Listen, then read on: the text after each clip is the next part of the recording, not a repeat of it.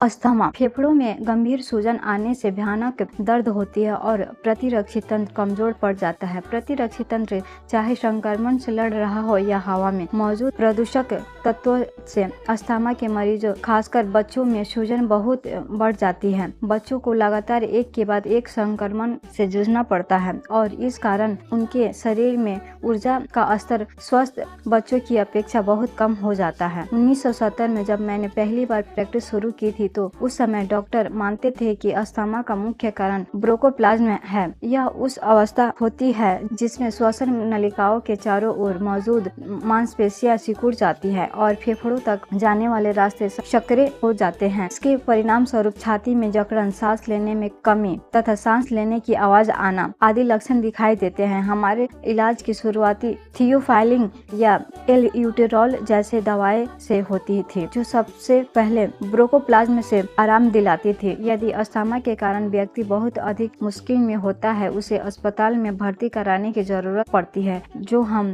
Prednisone नामक anti inflammatory दवा देते थे। हालांकि मेरी प्रैक्टिस शुरू होने के कुछ सालों के बाद ही शोध अध्ययनों ने इस बात का खुलासा करना शुरू कर दिया कि अस्थमा में सबसे मुख्य समस्या गंभीर इन्फ्लेमेटरी प्रतिक्रिया होती है। इस दौरान हमारे इलाज में महत्वपूर्ण बदलाव होते रहे। हमने थियोफाइलिन जैसी दवाइयों को दरकिनार कर दिया और एंटी इन्फ्लेमेटरी दवाइयों को प्राथमिक रूप से देने लगे। पिछले कई दशकों में किए गए शोधों के बाद यह तय हो गया कि अस्थमा और फेफड़ों से संबंधित सभी गंभीर बीमारियों का मुख्य कारण ऑक्सीडेटिव तनाव है। मेरे बच्चों की शारीरिक शिक्षा की टीचर ने मुझे बताया कि 20 साल पहले जब मैंने बच्चों को पढ़ाना शुरू किया था, तब वे बच्चों को 1 मील दौड़ने के लिए कहती थी। तब यह कोई बड़ी बात नहीं थी, लेकिन अब परिदृश्य बदल चुका है। अब वे जब बच्चों से 1 मील दौड़ने के लिए कहती है तो दौड़ के बाद उनकी 2 पैकेट इनहेल से भर जाती है। अमेरिका और दुनिया के अन्य औद्योगिक देशों के बच्चों के लिए अस्थमा वास्तव में एक महामारी बनता जा रहा है। जब मैंने लंदन और नीदरलैंड्स में भाषण दिया तो वहां मौजूद श्रोताओं की सबसे बड़ी चिंता